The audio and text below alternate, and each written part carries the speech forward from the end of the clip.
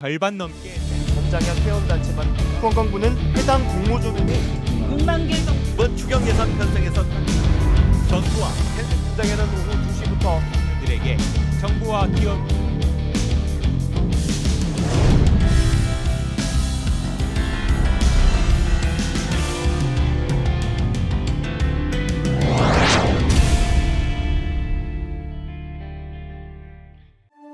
안녕하십니까. 시민언론 더 탐사를 적극 지지하고 후원해 주시는 시민 여러분, 반갑습니다. 당신을 위한 나라는 없다의 신박사 심경수입니다. 더 탐사가 구독자가 50만대를 지금 벗어나지 못하고 있는데요. 힘 좀 내주세요, 여러분.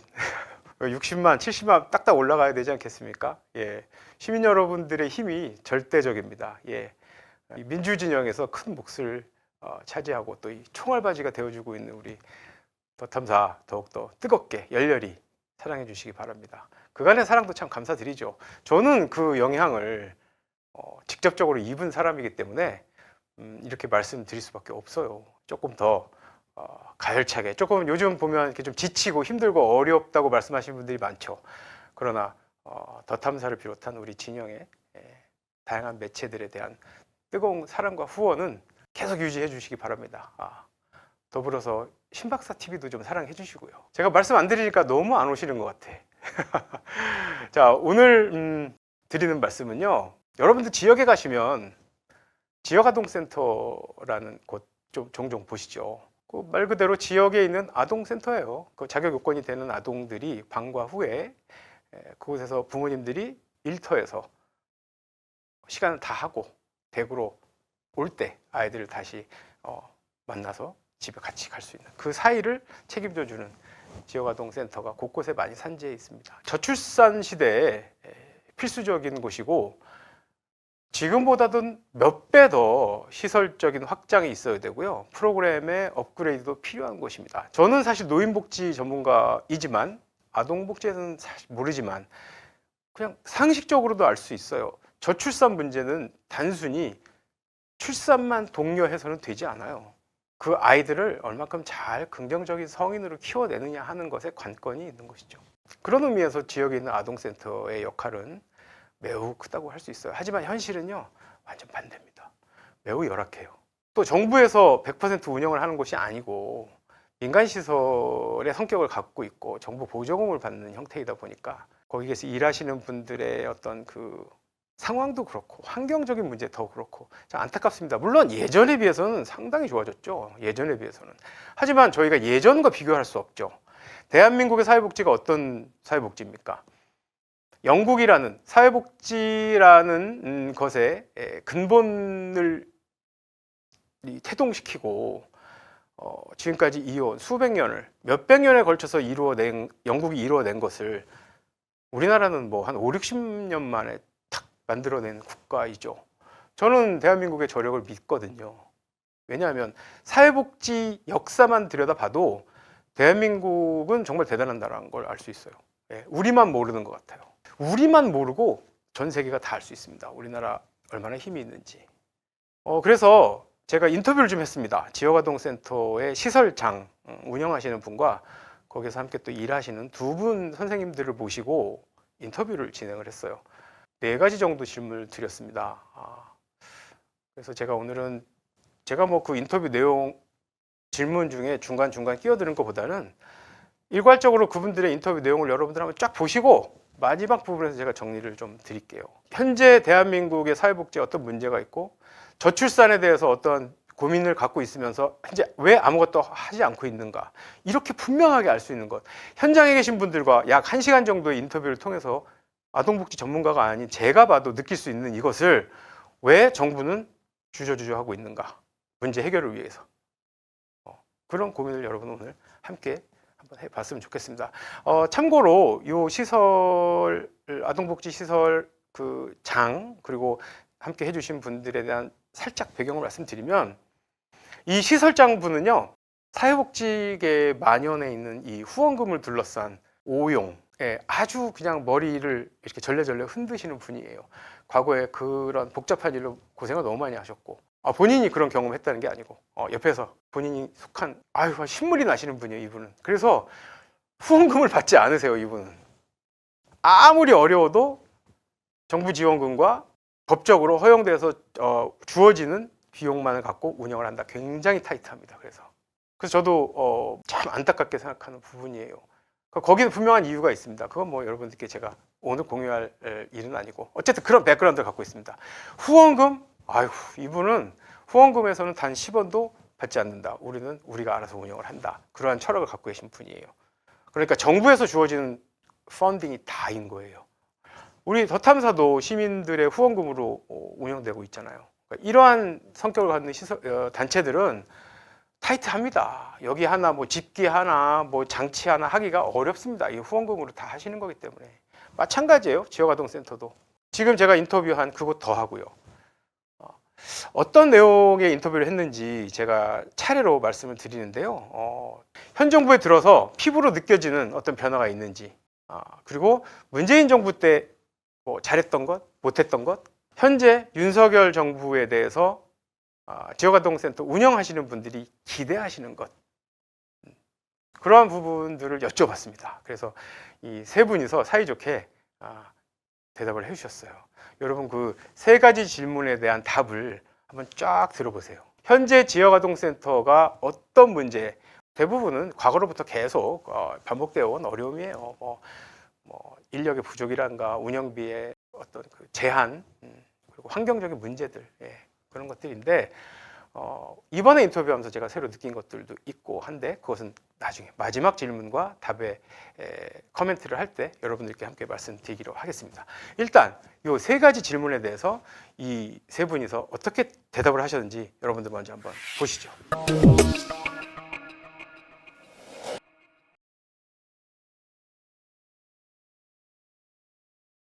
윤석열 정부 들어서 피부로 느끼는 변화된 점, 현장에서 일을 하시면서 지역아동센터를 운영하시는 과정에 있어서 현 정부 들어서 가장 조금 큰 변화라고 느낄 만한 게 있으시면 먼저 좀 말씀해 주시겠어요?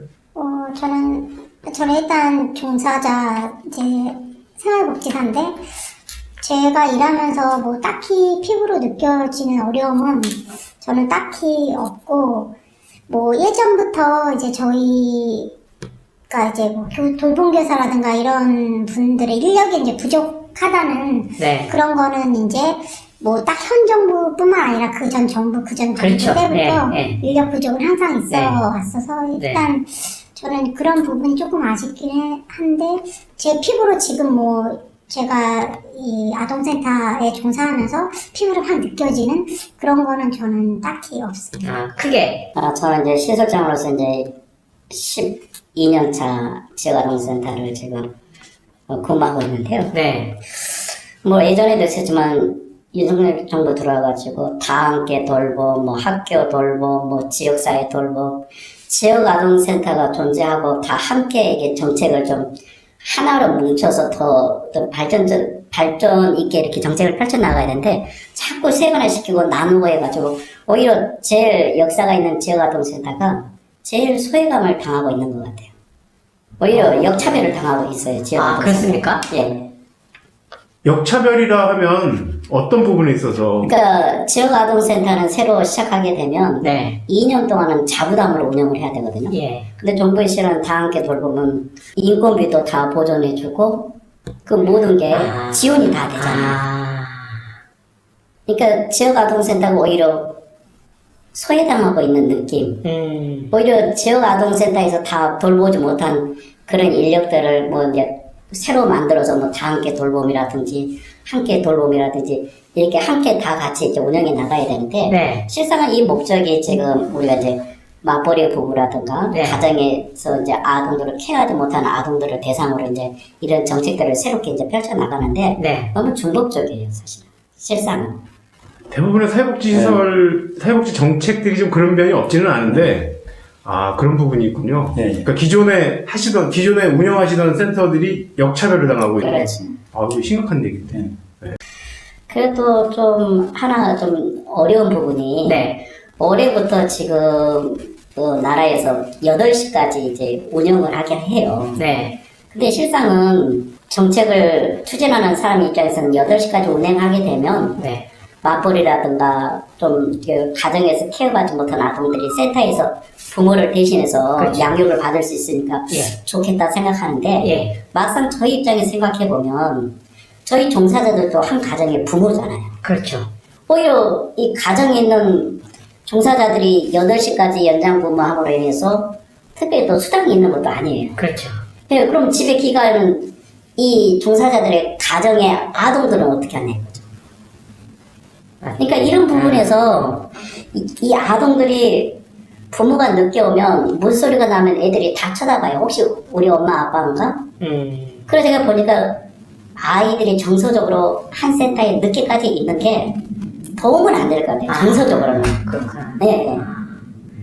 그건 진짜 중요한 부분인 네. 것 같아요. 예, 무조건 저도 이론적으로만 항상 공부를 하기 때문에 국가정책이 그 아동들을 보호하는 시간을 늘리고 종사자분들의 뭐 급여를 그만큼 더 드리고 하는 것이 좋다라고만 생각했는데 또 지금 원장님 말씀하신 대로 그런 부분이 또 있네요. 아이들이 정서적인 안정감. 그러니까 저희가 뭐 늦게까지 근무한다고 해서 더 추가적으로 뭐 수당을 요구하거나 그렇지는 않은데 이 아이들이 이제 성인이 된 이후에 사회 문제로 연결될 수 있지 않을까. 왜냐면 정서적으로 너무 비비해지고 부모에게 굉장히 사랑을 받아야 할 그 시기를 놓쳐버리면 지금 사회적으로도 굉장히 겉모습을 봤을 때는 아이들이 건강한데 정서적으로는 굉장히 건강하지 못하고 굉장히 좀 문제되는 아동들이 많이 보여지거든요.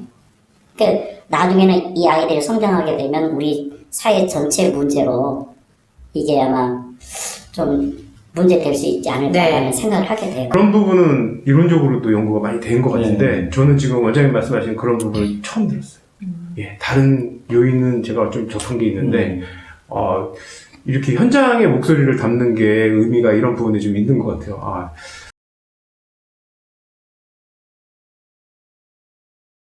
지난 문재인 정부에서 현장에서 일하시는 분들 입장에서 잘했던 점과 약간 아쉬웠던 부분, 뭐 그거에 대해서 좀 말씀을 해주신다면? 네, 제가 뭐 먼저 말씀드리면 그 문재인 정부 때는 이제 좀 그 아동에 대한 돌봄이 초등학교는 솔직히 방과후라든가 이런 건 좀 덜했는데 어린이집이나 지역 아동센터에서 이제 아동의 방과후 돌봄을 좀 많이 책임을 졌는데 그 문재인 그 정부 때부터 초등학생 그 온종일 돌봄 체계 같은 거를 좀 구축해서 이제 초등학교에서도 이제 아이들의 방과후에 이제 부모님 퇴근하시기 전까지 그러니까 수요가 좀 많진 않아요. 뭐 한 학년에 뭐 2반 정도이긴 하지만 그렇게 좀 학교에서도 아동의 케어에 좀 그런 책임감을 가지고 하는 그런 점이랑 그 다음에 좀 아동학대 예방교육 같은 경우는 지금은 이제 저희가 꼭 들어야 되는 그런 의무 교육이었지만 그 전에는 이제 솔직히 그렇게 딱 정책적으로 딱 들어야 된다는 그런 건 없었는데 그때부터 아동학대 예방교육 의무화 그런 게 좀 돼가지고 아동에 대한 좀 보호 정책이 좀 촘촘해진 점 그런 점들에 대해서 좀 괜찮았던 것 같고 조금 아쉬웠던 점은 이제 올해 저희가 아까 말씀하셨듯이 저희 이제 뭐 호봉제라든가 이런 게 이제 올해 좀 인정이 돼서 그 전까지는 저희 이제 일반 복지시설 이런 종사자들의 처우 개선이 좀 많이 미흡하지 않았나 그런 점이 저는 좀 아쉬웠다고 생각해요. 네. 그 호봉제로 변환하게 된 거는 그래도 몇 년 동안 계속 지속적으로 요구했던 사항 아닌가요? 갑자기 된 건 아니죠? 네네, 그렇죠. 그렇긴 하죠. 지금 전국적으로 다 그렇게 되는 거예요? 아니면 지금 경기도만 지금? 전국적으로 실시는 안 되는 것 같아요. 지방 같은 경우에는 저희가 카페를 보니까 호봉제를 실시하지 않는 경우도 있고 같은 경기도권이어도 고양시는 또 호봉제 인정을 안 하고 있거든요. 그래서 저는 이제 지난 정부 때는 잘 몰랐는데 정권이 이제 바뀌고 나서 이거 보니까 비교가 되잖아요. 현장에서 보면. 근데 그래도 지난 정부에서 그래도 사회복지 종사자들에 대한 어떤 임금 향상, 호봉제 전환하기 위해서 많이 이렇게 좀 신경 써주고 또 그렇게 정책적으로 뒷받침해서 최저급여에서 그래도 벗어날 수 있도록 이렇게 도움을 준 거에 대해서는 참 좋았던 것 같고 또 한 가지 아쉬웠던 점은 저도 이제 아들이 이번에 대학 졸업하고 취업을 하게 되는데 아무래도 이게 청년들이 사회에 정착하거나 거주지라든가 이런 부분들이 이게 집값이 많이 좀 올라가서 좀 그런 아쉬움들은 있어요.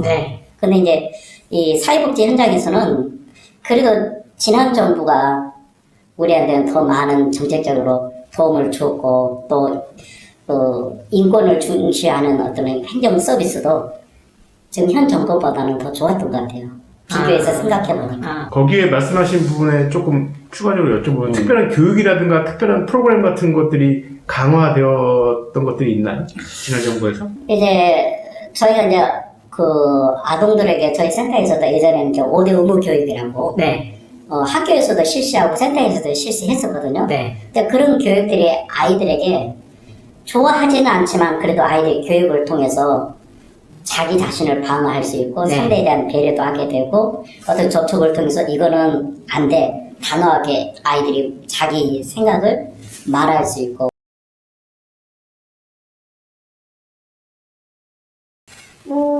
얼마 전에 아동 정책 추진 방안 같은 거 몇 가지 발표하신 게 있는데, 제가 좀 이렇게 요즘 아동 학대 당해서 사망하는 사건에 대한 뉴스가 좀 많이 나오잖아요. 근데 출생 신고가 안 된 아이들이 좀 있어서 그 아이들이 학교에 안 나오는지 어디 방치되어 있는지 모르는 경우가 좀 많다는 얘기를 좀 들었어요. 근데 이번에 약간 그런 거에 대한 정책이 조금 하나 있어서 제가 좀 그거는 좀 정착이 됐으면 싶은데 이제 아동의 그 출생 신고될 권리를 보장하고 그 다음에 보호를 강화하기 위해서 의료기관에서 출생 통보제 같은 거 도입한다는 그런 거를 정책을 좀 내놓은 게 있더라고요. 그래서 그런 거는 부모가 출생 신고를 하지 않아도 아이가 탄생한 이제 그 의료기관에서 신고가 되면 그 아이에 대한 기록이 남기 때문에 그런 버려지거나 이런 학대에 좀 노출될 위기가 좀 적지 않을까 싶어가지고 그 다음에 또 이렇게 미혼모나 이런 분들이 이제 출산하시는 아동들 이렇게 밝히지 않고 출생되는 아동들은 또 그런 기관 같은 데 이제 보내지거나 또 이렇게 되는데 그런 또 아동들은 지자체에서 보호하는 보호 출산제도 그런 것도 또 도입한다고 해서 저는 그런 제도는 꼭 좀 이 임기 내에 좀 제발 좀 실행해서 정착시켜 주셨으면 좋겠어요. 그게 좀 기대가 되긴 해요. 네, 감사합니다. 그다음 우리 원장님께서 기대하시는 저는 기대는 별로 없어요. 왜냐하면 우리나라가 이제 정권이 바뀌면서 민주화도 발전되고 하는데 이번 정부에 들어와가지고는 전 정부에 대한 정책들을 다 온상시킨다든지 파기한다든지 반대한다든지 아니면 전 정권의 정책이 다 잘못된 걸로 매도를 해버리잖아요. 그래서 한편으로는 얼마나 또 과거 정부보다 더 잘하려고 저렇게 하는 건지 아무리 잘못됐다 할지라도 부분적으로 보면 잘된 부분도 있을 텐데 좀 연계해서 이게 정책이 자꾸 바뀌다 보면 현장에서 굉장히 혼란스럽거든요. 정책을 연구해서 어떻게 보면 더 좋은 정책을 발표하지만 현장에서 보면 연계성이 없이 자꾸 끊어져 버리고 또 하다 보면 정권이 몇 년 후에 바뀌면 또 바뀌겠지? 이런 기대감 때문에 정부 차원에서 진행하는 것과 현장에서 진행하는 것 굉장히 괴리감이 있어요, 중간에. 그렇죠. 네, 그런 부분에서 좀 정말 이 정부가 정책적으로 사회복지를 발전시키고 정착해서 가서 지금 가장 전 세계적인 문제지만 저출산 문제로 인해 가지고 어떤 정책을 수립하더라도 아동과 부모가 모두가 좀 행복한 정책을 좀 만들어서 정권이 바뀌더라도 또 훗날 시간이 지나더라도 이런 좋은 정책들은 좀 계속 발전 계승이 나갔으면 좋겠다라는 기대는 합니다. 자, 여러분 잘 들어보셨죠? 여러분들이 생각하셨던 지역아동센터 운영 상태와 현재 현장에서 일을 하고 계신 분들의 목소리를 들어보니 거리감이 있습니까? 아니면 여러분들 생각과 비슷하십니까? 저는 사실 제 기대와는 좀 지금 말씀하시는 것보다 좀 더 나을 줄 알았어요. 그런데 힘들어요. 굉장히 여러 가지 문제로. 더더군다나 윤석열 정부 들어서는 아까도 뭐 그런 말씀을 하셨지만 기대가 별로 없으시다는 말씀을, 그게 참 어려운 일입니다, 여러분. 사회복지는 기본적으로 예산이 넉넉치가 않습니다. 그래서 참 어렵게 운영을 하시는데 그나마 기대가 있으면은 좀 덜 힘들겠죠, 여러분. 나아질 거야. 내년쯤 좋아질 거야. 근데 기대가 없어요. 정상적인 임기라면 향후 4년인데 4년 동안 기대가 없이 일을 해야 돼요. 그 열악한 환경에서. 그나마 경기도의 경우는 처우 개선이 됐기 때문에 그나마 조금 낫습니다. 근데 그건 어떻게 보면 당연한 겁니다, 여러분. 사회복지 시설에서 일하시는 분들에게 열정페이를 원하는 거는 이제 구시대적인 생각이에요. 일한 만큼 보수 받아야죠. 그러나 무엇이 어찌되었든 현장에서 일하시는 분들의 헌신과 사랑, 봉사 뭐 이런 마인드가 아직은 좀 버틸 수 있는 힘이 되어주는 건 사실이죠.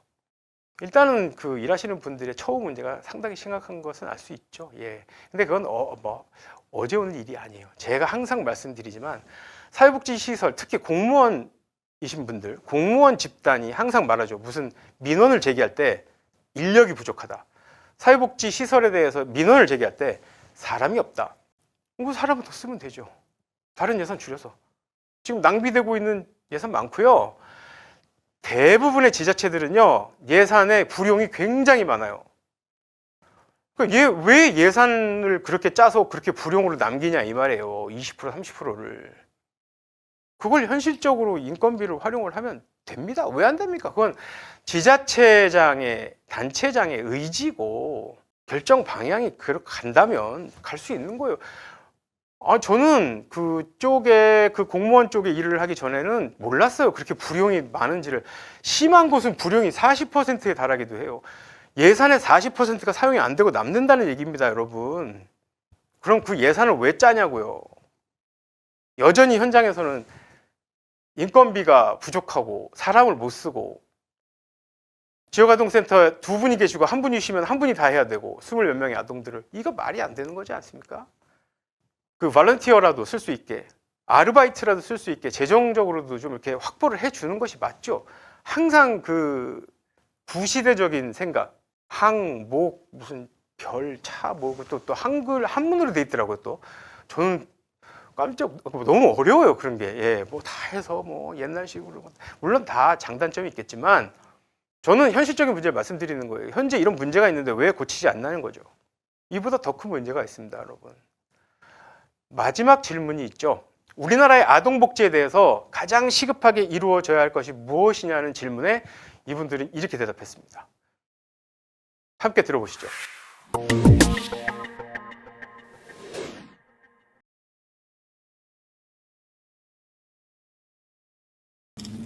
그러니까 지역아동센터가 무슨 프로그램이나 이런 것도 많지만 어떤 아이들에게 미래 직업관을 심어주는데 좀 도움이 되는 그런 프로그램들이 몇 가지 있거든요. 그러니까 아이들에게 뭐 진짜 요리 실습이라든가 뭐 아이들에게 뭐 박물관이나 뭐 어디 견학센터를 통해서 자기가 뭐 꿈을 키우기 위해서 노력하는 모습들이 보여요. 그래서 그런 기회를 많이 부여해줘서 아이들에게 좀 미래 직업관을 좀 개발하는데 도움이 되도록 그런 프로그램 좀 많이 좀 신설됐으면 좋겠어요. 우리가 상대하는 대상은 아동들이지만 그 이면에는 더 청년층도 우리가 접하게 되고 또 가정의 어려움들을 보면은 졸업했는데 취업을 못해가지고 집에 운동생활이 있고 뭐 게임에 빠져 있고 낮에는 게임하고 밤에는 게임하고 낮에는 하루 종일 자고. 센터를 졸업한 아이들이 청년이 되었거든요. 근데 가끔 들려오는 소식을 보면 안타까울 때가 있어요. 아직 선생님 뭐 취업이 좀 힘들어요. 뭐 이런 얘기를 들으면 기성세대로서 제가 해줄 수 있는 게 없으니까 그런 부분이 좀 안타까워요. 지금 현재 우리나라의 사회복지 시스템 중에 가장 취약점 중에 하나가 그 아동에서 청년으로 넘어가는데 여기 이 역할을 해줄 지금 프로그램이 별로 없어요. 그래서 그거가 굉장히 심각하더라고요. 저희가 29인 시설인데 선생님이 법정 종사자가 2명이에요. 그런데다가 이제 선생님 한 분이 월차라든가 휴가를 가게 되면 한 분이 29명을 커버를 해야 되는 거예요. 물론 돌봄 선생이라든가 또 파견 나온 뭐 선생님도 계시지만 그분들은 보통 종사자가 아니잖아요. 그렇죠. 그 4시간 근무하면 근데 저희는 서류도 해야죠. 아이들 케어도 해야죠. 학습 지도도 해야죠. 급식 보조도 해줘야지. 너무 힘들어요. 인력이 부족이 저희에게는 너무 힘든 거예요. 인력 부족. 육체적으로도 힘들고 네. 집에 들어가면 그냥 터져버리고 이런 상황이거든요. 실제로. 그럼 아무리 아이들에게 좋은 서비스를 제공하고 싶어도 현실적으로 그렇게 제약점이 따르면 전달되는 서비스 질도 그렇게 아동이 굉장히 지금 중증적부가 되는 게 이제 이 젊은 세대들의 저출산 문제가 굉장히 심각하잖아요. 그러니까 아동들이 건강하고 잘 성장해야 우리도 늦둥이라도 하나 더 출산할까 이런 계획이 아닌데 하나 키우기에도 이 사회적으로 굉장히 이게 이 구축이 안 돼 있는 거예요. 예. 그러다 보니까 이 센터에서 사실 이 종사자들이 행복해야 그 행복이 아이들에게도 전파가 되는 거예요. 선생님들이 종사자들이 스트레스 받아 있으면 그 앞으로 대상이 누구겠어요? 아동들이 되죠. 애들 막 때리는 거예요. 예. 근데 지금은 지금 이제 시대가 많이 바뀌어서 네. 예전처럼 말 안 듣는다고 해서 벌을 세우거나 뭐 이렇게 학대하거나 뭐 체벌을 하거나 그거는 이제 법적으로 금지가 돼서 그렇죠. 예. 교육을 시켜서 그래도 네. 아동 인권이 어느 정도 향상이 되는데 네. 사실 선생님들이 너무 인력 부족으로 힘든 거죠. 네. 심적으로. 저도 같은 생각인데 저는 이제 제가 생활복지사라 제가 이제 아이들 케어 또 서류 해야 되는 일도 또 굉장히 많거든요. 또 평가라는 그런 제도가 있어서 예. 그런 서류 업무를 또 하다가 또 일손이 모자라면 아이들 케어도 해야 되고 또 이제 급식실 가서 이제 배식도 하고 그러니까 혼자서 여러 가지 일을 해야 돼서 누가 한 명이 맡아서 서류 해주는 사람이라도 있었으면 아니면 아동을 전담으로 케어하거나 그런 선생님이 계셨으면 좀 더 좋지 않을까. 근데 그런 부분이 계속 채워지지 않으니까 현장에서는 조금 많이 힘든 부분이 있어요. 네, 이 부분이 제가 예상하지 못했던 부분이에요. 우리나라 아동복지에 반드시 필요한 게 뭐가 있을까요? 라고 여쭤봤을 때는 당신들의 급여라든가 처우라든가 뭐 업무 환경 그리고 아이들이 충분한 케어를 받을 수 있는 어떤 그런 환경의 개선 이런 걸 말할 줄 알았는데 이분들은 이 아이들의 미래까지 생각하고 계셨어요. 재활동센터를 마치고 나서 그 다음 레벨을 넘어가고 만 20세가 되어서 성인이 될 때까지 그 사이에 공백이 여전히 존재합니다. 아까 거기서 아이들의 미래를 걱정하시는 선생님의 목소리 들으셨죠? 그 목소리가요, 여러분, 저는 깜짝 놀랐어요. 사회복지를 공부하는 분들이 굉장히 머리 아파하는 부분이에요. 우리나라의 사회복지의 취약한 부분이기도 해요.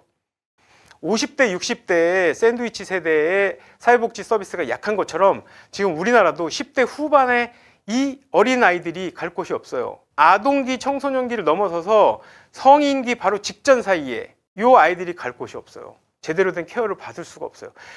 이 내용을 현장에서 일하는 선생님께서 직접적으로 말씀을 하셨는데 그건 공부를 해서 아신 게 아니라 아이들을 정말 사랑하는 마음, 지역아동센터에서 아이들과 함께 생활하시면서 아이들의 미래를 걱정하는 마음에서 나온 얘기예요. 희망상. 근데 많은 교수들도 보고 있는 부분이에요. 전 소스라치게 놀랐습니다. 이제 문제는 그렇다면 이것이죠. 그럼 문제가 있습니다, 여러분. 네, 그래요. 그런 문제가 있어요. 그럼 그 문제 고쳐야죠. 근데 현 정부 뭐 하고 있나요?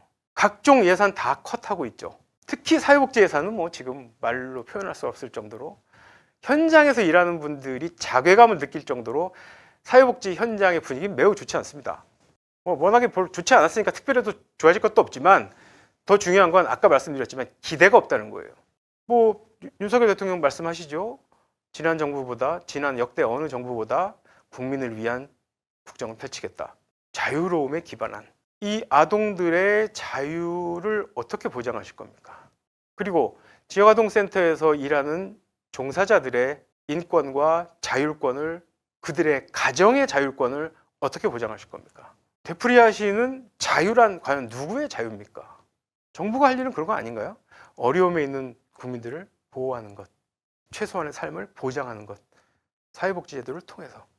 그런데 지금 국정 운영하시는 걸 보면 대기업을 위한, 있는 자를 위한 그런 국정 운영의 방향으로 가고 있다는 것이죠. 뭐 기대 저도 없습니다. 솔직히 말씀드리면. 네, 윤석열 정부에 대한 기대 별로 없습니다. 하지만 우리 사회가 맞닥뜨리고 있는 이 심각한 문제, 저출산 문제를 해결하기 위한 기초를 다지는 그 과정 중에 하나, 우리 아이들이 잘 성장할 수 있는 토대를 만들어주는 것은 윤석열 정부에서 좀 신경 쓰셨으면 해요. 네. 그것만 잘하셔도 역사적으로 역대급으로 정책을 잘 수행하신 대통령으로 평가받을 거라고 저는 생각합니다. 인정하고 싶지는 않은데 뭐 어쨌든 대통령이니까 그러한 임무를 분명히 하시리라 기대를 하고 하시려면 분명히 제대로 잘 해주실 것을 부탁드립니다. 그리고 여러분 주위에 있는 지역 아동센터를 한번 둘러보세요. 굉장히 열악합니다.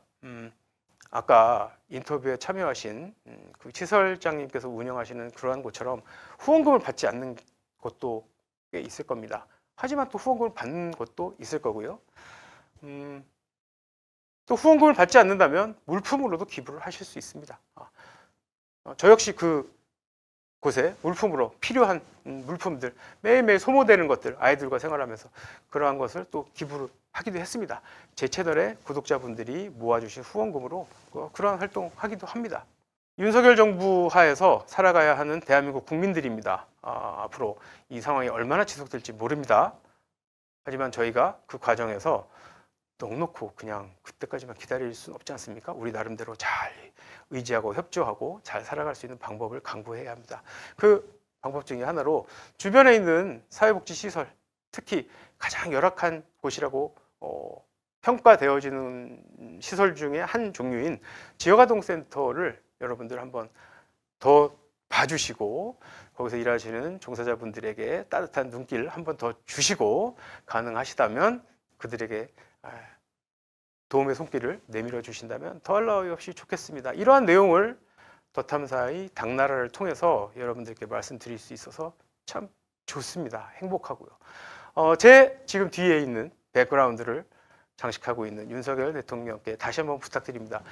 우리나라의 사회복지 시설은요, 사회복지 제도는 윤석열 정부에서만 운영되는 게 아닙니다. 지난 과거 정부부터 쭉 이어져 왔고요. 앞으로도 그 패턴을 이어서 쭉 가야 하는 겁니다. 다른 곳은 모르겠는데 사회복지 제도만큼은 전 정부부터 쭉 이어온 것을 수정 보완해서 강화할 수 있도록 개선시켜 주시기 바랍니다. 예. 오늘 당나라에서는요, 여러분 현장의 목소리를 담았습니다. 지역아동센터에서 일하시는 또 직접 운영하시는 분들의 목소리를 통해서 현 정부가 지역아동센터 및 사회복지시설에 어떤 방식으로 마음을 써야 하는지를 여러분들께 보고 말씀드렸습니다. 네. 오늘 준비한 영상은 여기까지고요. 다음 당나라를 통해서 또 찾아뵙겠습니다. 감사합니다, 여러분.